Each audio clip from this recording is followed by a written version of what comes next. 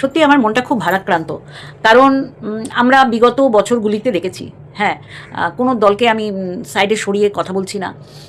বাম জামানায় কী হয়েছে, তার আগে কী হয়েছিল, বাম জামানার পর কী হয়েছে, বা আজকে নতুন করে আমরা কি দেখতে পাচ্ছি, সত্যি করে মনটা ভারাক্রান্ত। কেন এটা হলো? চন্দ্রনাথ একজন এয়ারফোর্সের সৈনিক, অবশ্যই করে আমাদের দেশের জন্য প্রাণ নিবেদন করে এরা এই ফোর্সে যোগ দেয়। সে বিএসএফ বলো, কেন্দ্রীয় বাহিনী বলো, আর যাই বলো, এয়ারফোর্স, এটা সবই কেন্দ্রীয় একটা সংস্থা যারা দেশকে রক্ষা করে। তা সেখানে দাঁড়িয়ে আত্মসহায়ক, মানে যাকে বলা হয় বডিগার্ডের কাজ করতেন এই চন্দ্রনাথ। কার? শুভেন্দু অধিকারীর। আজকে কেন? আজকে পাড়ায় পাড়ায় জায়গায় জায়গায় যে খবরগুলো উঠে আসছে, সেখানে আমি তো দেখতেই পাচ্ছি যে বিজেপির যারা প্রার্থী, যারা জিতে এসছে, বা যারা কেন্দ্রীয় নেতৃত্ব, তারা কিন্তু বারবার একটা কথা বলছে। তারা বলছে যে পার্টি অফিস দখল না করতে, আর কোনো রকম তৃণমূলের কর্মীদের গায়ে হাত দিতে না, যেই দলটা পরাজিত হয়েছে। যাই হোক, যারা শোনার অবশ্যই করে শুনছে, সবাই যে শুনছে এটা আমি বলতে পারবো না, কারণ তাদের সব ক্ষোভ, দুঃখ, রাগ, ঘৃণা তারা এই সময়টায় দেখাচ্ছে। আর আমি সবসময় বলেছি, বিজেপি ছাড়া পরের দিকে বিজেপির ময়দানে নেমে রাজনীতি করেছে, কিন্তু বিজেপির আমি দেখেছি, আমি বলি, যখন পৌর নির্বাচন হচ্ছিল, আমি যে সময় ভোটে দাঁড়িয়েছিলাম, সেই সময় অনেকটা দূরেই আমাদের বুথ ক্যাম্পগুলো হয়েছিল। আর সেখানে আমাদের ক্যাম্পে এসে বিজেপির, মানে আমাদের এলাকার ভাই, এরা ভাইই হবে সবকটাই, ছোট ছোট, এরা কিন্তু যখন ওই কেন্দ্রীয় বাহিনী কোথাও জটলা দেখছিল, ওরা তাড়াতাড়ি এসে আমাদের ক্যাম্পে বসছিল। এটা কিন্তু একদম ঘটনা, মানে আমি দেখিনি সেইভাবে তারা আলাদা করে কোনো ক্যাম্প করে সেখানে বসতে, কারণ তৃণমূলের ভয়ে বা যাতেই হোক, পরে তো তৃণমূল কী করেছে, যখন পৌর ইলেকশনগুলো জিতলো আমাদের সামনেই, বিজেপির যারা করে, মানে জানে, এলাকায় তো জানতেই পারা যায় যে এ বিজেপি করে, তাদের দিয়ে তাদের পতাকাগুলো খোলানো হয়েছিল। এগুলো কিন্তু দেখেছিলাম। হ্যাঁ, সিপিএমদের সাথে করেনি, সিপিএমদের সাথে করেনি বলে ভুল হবে, যখন এরা বললো না বদলা নয় বদল চাই, সেই সময় তো সব বুদ্ধিজীবীরা সব রাস্তায় নেমে গেছিলো, যাদের এখন দূরবীন দিয়েও খোঁজা যায় না, যেমন অপর্ণা সেন এরকম। এখন যারা মানে টলিপাড়ার সবাই, মানে রাজনীতিটাকে রেখে দিয়ে, ফিল্ম জগৎ, সেই মুভি বলো, সিরিয়াল বলো, সমস্ত কিছুকে রেখে দিয়ে তারা রাজনীতিতে এসেছিল যে এক লাফে কীভাবে বড়লোক হওয়া যায়। আমি তাদের কথা ভাবছি, আর রুদ্রনীলের মুখ আমার ভেসে উঠছে। ব্যান করে দিয়েছিল রুদ্রনীলকে। দেখো আজকে কেন আমি বলছি জানেন? কারণ আমরা সবাই, মানে প্রত্যেকটা দলের, মানে তৃণমূল ছাড়া সবাই আমরা কিন্তু বসে বসে অন্যায় দেখেছি, কিচ্ছু করতে পারিনি, কিচ্ছুটি করতে পারিনি।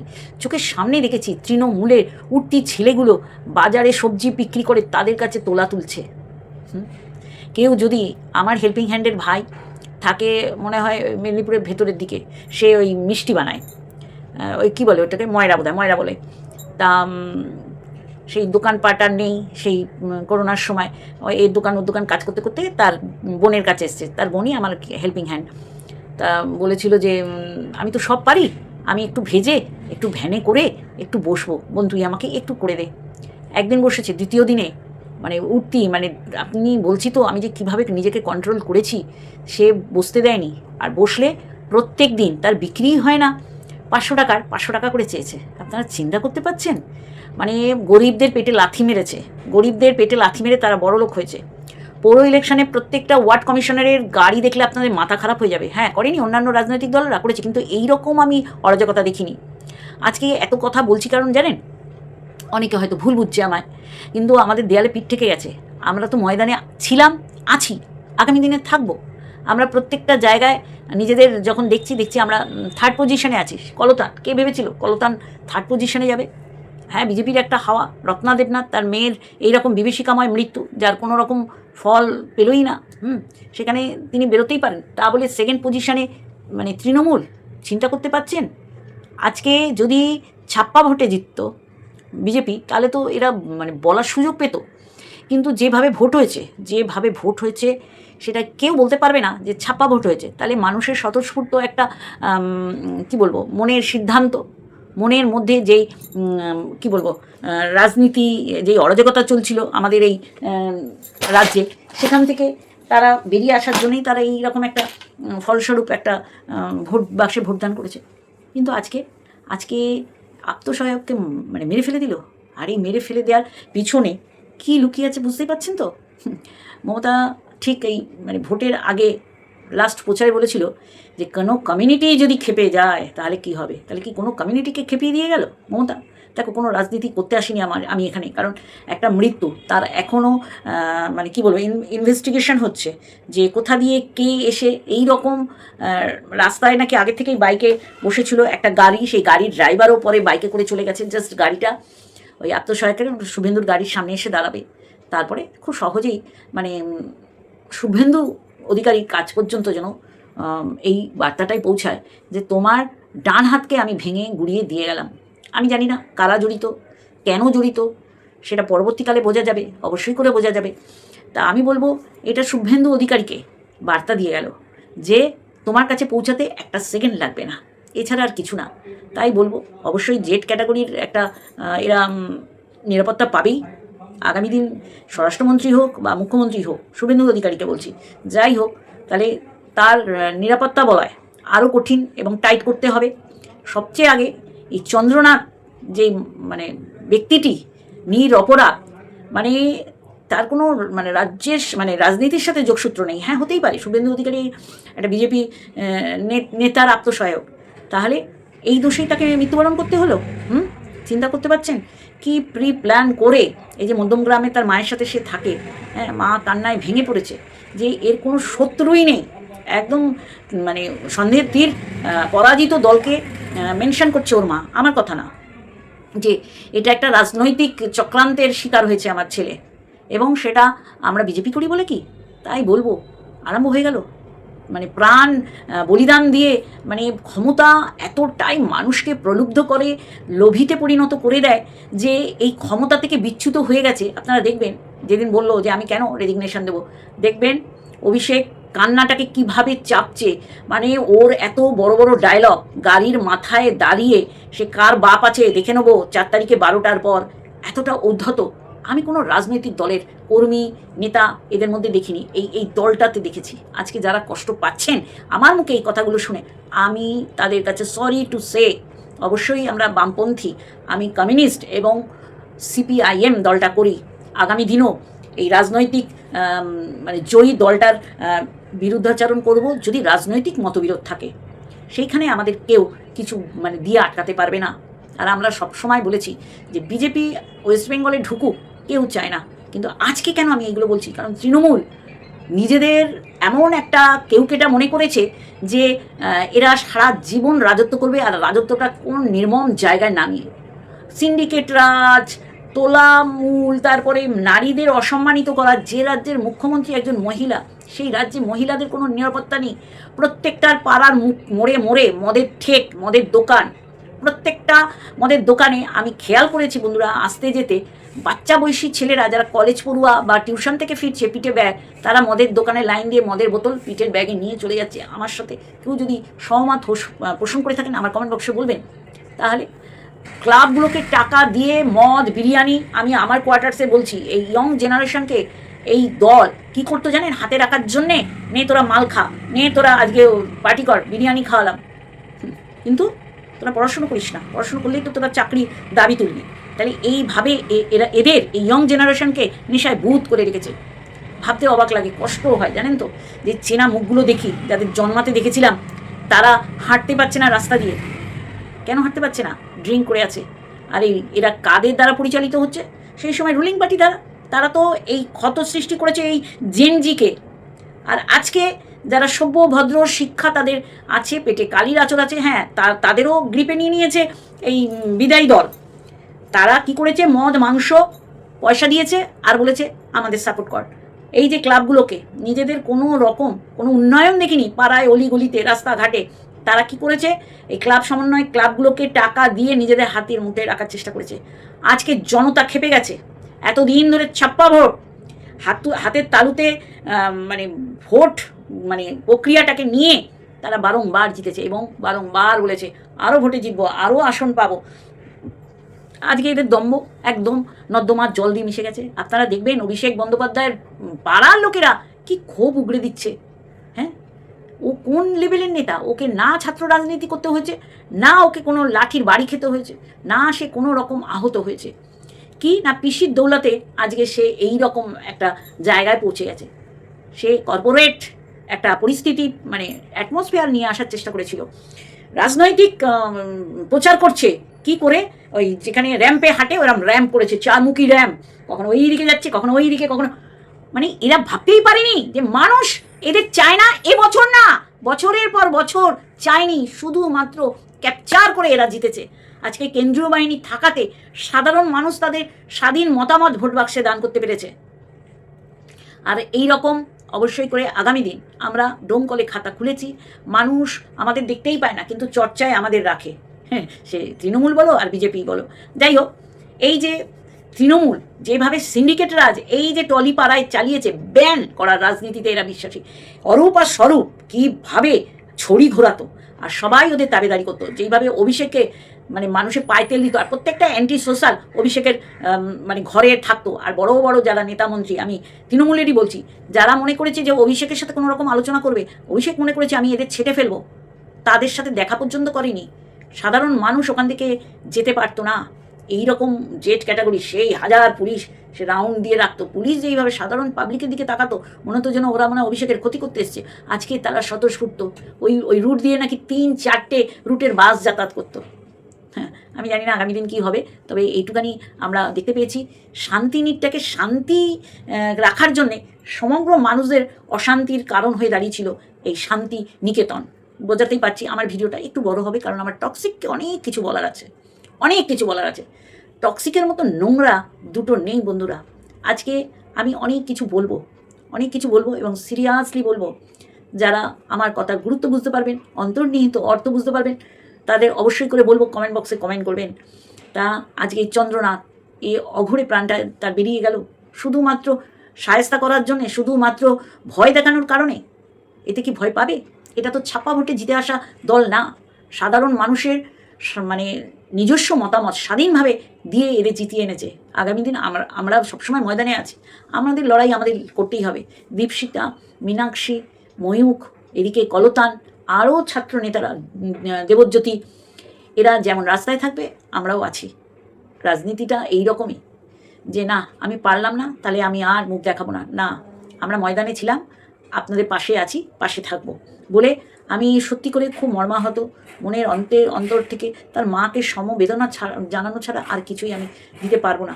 এইরকম একটি ছেলেকে সে হারালো, মা আর ছেলেই থাকতো মধ্যমগ্রামের একটা জায়গায়। খুব খারাপ লাগছে যে শুভেন্দু অধিকারীকে শায়েস্তা করার জন্যে এই প্ল্যান করা, অনেক দিন ধরে এইটা চলছে যে না শুভেন্দু অধিকারী পর্যন্ত এইরকম একটা মেসেজ পৌঁছে দেবো যে খুব সাবধান। আর এটা হচ্ছে ক্ষমতা এমন একটা জিনিস, সেটা হাতছাড়া হয়ে গেলে মানে আহত বাঘ আর পাগলা কুকুরের মতন হয়ে যায়। চলো, অবশ্যই এটা একটা ইনভেস্টিগেশন চলছে, আইনি পথে রয়েছে। আগামী দিন আপনিও জানতে পারবেন সত্যটা কি, আমিও জানতে পারবো। চলো মেন কোর্সে যাই, তার আগে ইন্ট্রো। হ্যালো বন্ধুরা, কেমন আছো? আশা করি তোমরা ভালো এবং সুস্থ আছো, আমিও বেশ ভালো আছি। বলছি কি টক্সিক, তোকে বলি কিছু মনে করিস না, তোর আসল এই যে মামি মোয়ে এটা কতটা সঠিক আপনাদের আমি বলে বোঝাতে পারবো না। এই নোংরা মহিলাটা নিজেকে সতী প্রমাণ করে, এ এমন একটা ভাব দেখায়, এর স্বামীকে খুব মান্যতা দেয়। ও নিজে জানে যে ওর স্বামী একটা শুধু লেবু লঙ্কা না, সিদ্ধারাবিহীন একটা মানে লোক, যে লোকটার সামনে ওর নোংরামো করে। গুগল ঘেটে তুই বার করেছিস যে মুসলিম কমিউনিটিতে স্বাদ ভক্ষণটা মানে দেখানো অন্যায় বা পেট দেখানো? হতচ্ছাড়ি অশুভ কুলাঙ্গার কুলোটা, একটা মুসলিম মেয়ের বাড়িতে তুই গান্ডে পিণ্ডে গিলবি, দীঘায় গিয়ে মদ গিলবি, সেই মুসলিম মেয়েটা বমি তুই কাচাবি, আর আজকে এসে ওর স্বাদ ভক্ষণটা তোর ভালো লাগছে না? কারণ তুই তো স্বাদ ভক্ষণ দেখাতে পারবি না, কারণ প্রবলেমটা তো তোর, কিন্তু মানুষকে বোঝাস তোর কোনো প্রবলেম নেই। তাহলে এতদিনে সত্যি করেই তোরও স্বাদ আমরা দেখতাম। হ্যাঁ বন্ধুরা, আপনারা হয়তো ভাবছেন কেন এইভাবে আঘাত করছি, যাকে করছি সে ভালো করে জানে যে কী নোংরামো ও দিনের পর দিন পর্দার মানে ক্যামেরার পেছনে করে এসছে। আর বরটা জানে বলেই সেদিন এরকম হিনালি কথাটা বলেছে। বলিস তো তোর বরকে পাশে রেখে, যদিও তোর বর বলার ক্ষমতা নেই, তাহলে ডে ওয়ানে তোর বর আর তোর বরের দিদি ক্যামেরা অন করিয়ে তোর ক্যামেরায় তারা বসে তার ছেলের সাথে তোর কোনো নোংরা সম্পর্ক নেই এটা দরাজ গলায় উচ্চ কণ্ঠে চিৎকার করে বলতো। কি আমি ভুল বলছি রে? হ্যাঁ, নোংরা মেয়ে ছেলে, একটা নোংরা অপদার্থ। ও মারিয়ার স্বাদ ভক্ষণ নিয়ে ও বসে পড়েছে। মারিয়ার 3-4টে কমেন্টের উত্তরে লাভ রিয়াক্ট দিয়েছে যে তোমার বউ ভাত আর স্বাদ একসাথে হলো, ওখানে ও লাভ রিয়াক্ট দিয়েছে। হ্যাঁ, আমি এখানে দিয়ে দেবো, 3টে তো দেবোই। তাহলে ওর গুগলে খুঁজতে হচ্ছে যে আমি তো একে নগ্ন করবো, কারণ এর শ্বশুরবাড়ি কিপ্টে। তাতে কী হয়েছে রে? তোর শ্বশুরবাড়ি এত দিয়ে তাদের সাথে তুই মুখ দেখাতে পারিস না, তোর সাথে তারা মুখ দেখাতে পারে না। আর মারিয়া অল্পেতে খুশি। ও কখনোই বলেনি আমি সোনার চামচ মুখে দিয়ে জন্মে আমি এই কিপ্টের শ্বশুরবাড়িতে অসুখী আছে। আসলে কি বলতো, তুই হচ্ছিস এতটাই কুলাঙ্গার। এই সময় দাঁড়িয়ে তুই কি করছিস? তুই বলছিস আগে থেকে যে আমি এখানে কোনো ধর্ম নিয়ে বলছি না, অবশ্যই করে শুধু ধর্ম না, তার কাস্ট নিয়ে বলছিস, কে নমশূদ্র, কে ব্রাহ্মণ, কে ক্ষৈত্র, তাই না? তোর কী রে? তুই তো ব্রাহ্মণ বাড়ি না, ওটা বোধহয় কি মিত্রই তো না, মিত্রই হবে নাকি, আমার অত খেয়াল নেই। রায় তা রায় পরিবারে গিয়ে তুই কী সতীত্ব দেখাতে পেরেছিস? মুখ খোলাবি না, আগামী দিন সবাই জানতে পারবে তোর চরিত্র কতটা নগ্ন, বুঝলি? তুই যদি তোর চ্যানেল থেকে ও স্বাদভক্ষণ প্রমোট করতে পারে না, কারণ ও মুসলিম কমিউনিটিতে, কি করে রে জানোয়ার? একটা হিন্দু ছেলেকে বিয়ে করে শাঁখা সিঁদুর পরে সে মুসলিম কমিউনিটি বলে তাকে সবসময় ঠুকবি? ও মুসলিম কমিউনিটিতে কি করে থাকলো রে? আজকে তাই যদি হতো তাহলে ওর পরিবার এরকম ক্যামেরার সামনে মুখ দেখাতো। নিশ্চয়ই প্রবলেম আছে ওদের কমিউনিটিতে। মেয়ে এরকম হিন্দু ছেলেকে বিয়ে করেছে, তাহলে হিন্দু ছেলেকে বিয়ে করেও মুসলিম কমিউনিটিতে রয়েছে, নাকি তোর এরকম স্বাদভক্ষণ তুই দেখাতে পারলি না বলেই আজকে তোর এত করুণ দশা? বন্ধুরা, আমি যেটা বলছি দায়িত্ব নিয়ে বলছি। আমি তো গুগল সার্চ করে দেখলাম যে তোর মতন নির্লজ্জ, তোর মতন ক্যারেক্টারলেস, তোর মতন এই যে মামি ময়েগুলো কাদের প্রমোট করেছিস? মানে যারা বৌদিবাজ, যারা পরকীয়ার সাথে যুক্ত, তাদের মাল খাওয়া গলায় তুই প্রমোট করেছিস তোর চ্যানেল থেকে। আজকে ওই মুসলিম কমিউনিটি মহিলাটার সাথে, মেয়েটার সাথে, মানে মারিয়ার সাথে মাল গিলেছিস। তুই মাল গেলাতে খুব এক্সপার্ট। হ্যাঁ, তোরা, আমি বললাম তো ব্যক্তিগত আক্রমণ করবো না, যেহেতু এগুলো অফ ক্যামেরা। আজকে যেগুলো বলছি আমি দায়িত্ব নিয়ে বলে যাচ্ছি, বুঝলি? কিছু উকড়ানোর থাকলে উকড়ে নিবি। তুই হচ্ছিস পার মাতাল, আর এটা তুই ভালো জানিস। আর এই তোর এই মাতলামিতে সঙ্গ দেয় লেবু লঙ্কা। কি ভুল বলছি রে? ভুল বলছি না, আমি ভুল বলছি না। যখন কারো পিছনে লাগবি, একদম যুক্তি তর্ক খাড়া করবি, উইথ প্রুফ নিয়ে তাকে বলবি নিজে একটা ব্যভিচারিণী দোগলা মাল, যে স্বামীর বুকে বসে নোংরামি করে, সে বসে গেছে গুগল সার্চ করে দেখলাম আমাদের সমাজে তোর মতন যারা বৌদিবাজদের প্রমোট করে, তাদের সমাজে, মানে আমাদের এরকম ডোমেস্টিক এই পরিবেশে থাকা মানায় না। তাদের জায়গায় কোথায় নিশ্চয়ই বুঝতে পেরেছিস, মাসিদের মতন কাজ করিস তুই। বড় বড় কথা বলতে বসেছে। হ্যাঁ, তোর ভালো নাই লাগতে পারে যে ওর স্বাদ দেখাচ্ছে। ওর শ্বশুরবাড়ি কিপ্টে, তাতে কি হয়েছে? তুই গিয়ে খাবি নাকি? তুই তো তোর শ্বশুরবাড়ির সাথেই খেতে পারলি না, এত ভালো বউ হয়ে, কারণ তুই বুঝে গেছিলি একসাথে থাকলে তো অনেক কিছু দেখে ফেলবে। যা বলছি দায়িত্ব নিয়ে বলছি, আমাকে কখনোই চটানোর চেষ্টা করবি না, আর এরকম ভুল ভাল বক্তব্য রাখবি না। তোর মুখোশটা যেদিন সবার সামনে খুলে যাবে, সেদিন দেখবো এই কাকাতুয়া, ময়না, চন্দনা, টিয়া, কোকিল এরা কি বলে, বুঝলি? দায়িত্ব নিয়ে বললাম, তোর পিছনে শত্রুতার জন্যে বললাম না। আমাদের সমাজে যদি ভাইয়ের ছেলে, যদি ননদের ছেলে বা দাদার ছেলে, দিদির ছেলে, বোনের ছেলে যদি থাকে, তাদের নিজের সন্তানের মতন দেখি আমরা। নিশ্চয়ই বুঝে গেছিস? হ্যাঁ, বললাম তো নাড়াবি না, বুঝলি? তুইও যদি স্ক্রিন রেকর্ড করে রাখতে পারিস, তাহলে তোরও অনেক কিছু স্ক্রিন রেকর্ড হয়তো অনেক মানুষে করে রেখেছে। মাথায় রাখবি, এগুলো চমকাচ্ছি না, এইগুলোকে অসামাজিক ক্রিয়াকলাপ বলে, বুঝলি? তুই সমাজের থেকে এর নামে, ওর নামে, তার নামে, তার শ্বশুরবাড়ি অজান্তা চটি দিল, তার শ্বশুরবাড়ি কিপ্টে, তার শ্বশুরবাড়ি একসাথে 3টে নিয়ম পালন করলো, আর তুই তো কোনো নিয়মের ধার ধারিস না। এই যে লেবু লঙ্কা, তোর বরের কথা বলছি, তোর বরের তোর এগেনস্টে মুখ খোলার ক্ষমতা নেই, বুঝলি? আর আমাদের পরিবারের স্বামীরা যদি জানতো কোনো রকম বউরা নোংরামি করছে, ঘর থেকে পে দিয়ে কেলিয়ে লাথি মেরে বার করে দিত। বোঝাতে পারছি? যদি বুঝতে পারিস ভালো, আর যদি না বুঝতে পারিস তা বলবি, ভালো করে বুঝিয়ে দেবো, বুঝলি?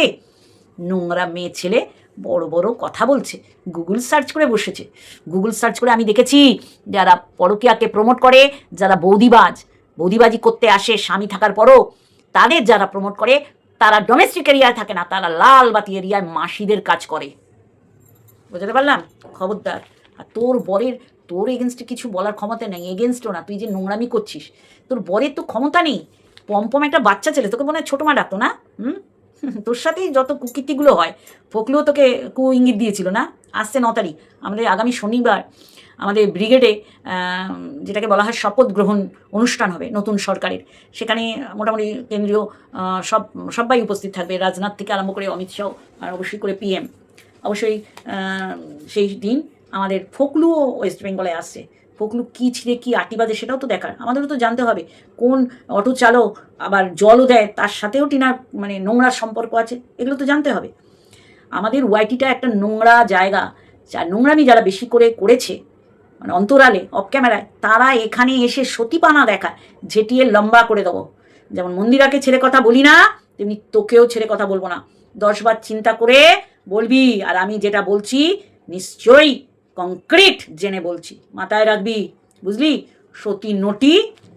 তোর বরের ক্ষমতা আছে তুই এই নোংরামগুলো করছিস বলার? সেখানে অনুপম একটা জুয়েল ছেলে বলবো, জুয়েল। কর্মক্ষমতা যার আছে তার ভাতের অভাব হবে না, বুঝলি? তার বউকে মামি ময়ে ময়ে করতে হবে না। মানে আমি মারিয়াকে বললাম। আর তোরা হচ্ছিস এক একটা কুলাঙ্গার। এই মারিয়ার বরের থেকে মানে মানে দূরত্ব তৈরি করার জন্যে তোরা সব দিদিরা ময়দানে নেমেছিলি, যে দিদিরা আছে, তোর বর চায় না দিদি। ভালো করেছে, আমি বারবার মারিয়াকে বলবো, যতদিন পর্যন্ত মারিয়া এদের থেকে দূরে থাকবে ততদিন মারিয়ার সাথে আমাদের মতন মানুষরা থাকবে। আজকে গুগল সার্চ করছে, গুগল সার্চ করে দেখ তোর মতন নোংরা মহিলা পরিবারে কি থাকতে পারে? ওর শ্বশুরবাড়ি 3টে অনুষ্ঠান একসাথে পালন করুক, তাতে অসুবিধা কোথায় তোর? কারোর তো অসুবিধা হচ্ছে না, না মারিয়ার হচ্ছে না পম্পমের হচ্ছে। তো তুই কোথাকার কেড়ে আমরা বাতে দে মার পোদের মধ্যে দুটো একদম মানে ষষ্ঠাঙ্গে লাথি, মানে দাঁড়িয়ে লাথি যাকে বলে। দেখ কীরকম ব্যথা লাগে। এই জন্যই তো তুই নিজের ক্যারেক্টারের সাথে অন্যদের ক্যারেক্টারকে গন্ডগোল করেছিস বলে কণিকাদের চামড়ার ব্যবসা করছে, যৌবনের এডিট করছে। আর তোর যৌবনের এডিট, আরে মুখ খোলাস না, খবরদার। আমি কারো কথায় কোনো দিন আমি ওয়াইটিতে এসে বলবো না, কারণ আমাকে কেউ দালালি করাতে পারবে না। আর যদি কোনো দিন বলে থাকি উইথ প্রুফ বলবো, মাথায় রাখবি, এটা চেতাবনী দিয়ে গেলাম। খবরদার কারোর চরিত্র, কারোর স্বভাব এখানে তুলে ধরার চেষ্টা করবি না একটা নগ্ন নারী হিসাবে। বোঝাতে পারলাম? মুসলিম কমিউনিটির ও সব জানতা বসে আছে। একটা হিন্দু পরিবারে বিয়ে হয়েছে, সে কখনোই আর মুসলিম কমিউনিটিতে থাকে না। এত জ্বালাপোড়া, নেমন্তন্ন না করার আর এত জ্বালাপোড়া তোর? হ্যাঁ, তুই তো 12 বছরের তোর অ্যানিভার্সারি দেখালি, বরের প্রতি ভালোবাসা আছে? খেপাস না, খবরদার। বারবার আমি তোকে ভয় দেখাচ্ছি না, ভয় তোকে আমি দেখাচ্ছি না। নিশ্চয়ই আমার কথার ধরন দেখে নিশ্চয়ই বুঝতে পারছিস। খবরদার, তোর মতো নোংরাকে কারা যে সতী বলে, আমার তাদের সতীত্বের উপর প্রশ্নবোধক চিহ্ন আছে, বুঝলি? হতচ্ছাড়ি, অসভ্য, কুলাঙ্গার, কুলোটা টক্সিক। বাপের বাড়ি তোকে পাত্তা দেয় না। বাবান, ও বাবান, হ্যাঁ, নির্লজ্জ যেমন তুই, আর তোকে যারা সাপোর্ট করে তোর নিজের লোকেরা, তারাও তোর মতো। কি একটু কেঁপে উঠছিস? জঘন্য, অকপট সত্য কথা বলিস তো তোর ক্যারেক্টার সম্পর্কে। আর কোনো সম্পর্কর সাথে তুই জড়িত কিনা দেখবো, তোর দখ আছে কিনা। অকপট স্বীকারোক্তি দিবি, অকপট সত্য কথা বলবি। লেবু লঙ্কা ছাড়া আর কোনো লঙ্কা আছে কিনা তোর জীবনে? বড় বড় ফুটানিকা ডিব্বা, হ্যাঁ? তুমি যা মাল না, তুমি কারো ক্ষতি চাও না।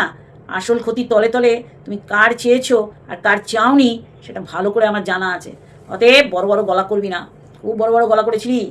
টিনা যা করেছে সীমার এগেনস্টে, সীমার বাইরে থাকতে পারবি না। আবার এই মন্দিরার হয়ে বসে গেছিস সেই সাপোর্টিং সিস্টেমদের এগেনস্ট মানে হয়ে, যে মেল ক্রিয়েটারের কি হবে জানোয়ার। যদি কিছু হয়ে থাকে আগামী দিন, সে যতই কচ্ছপ গতিতে হোক, তোর হবে।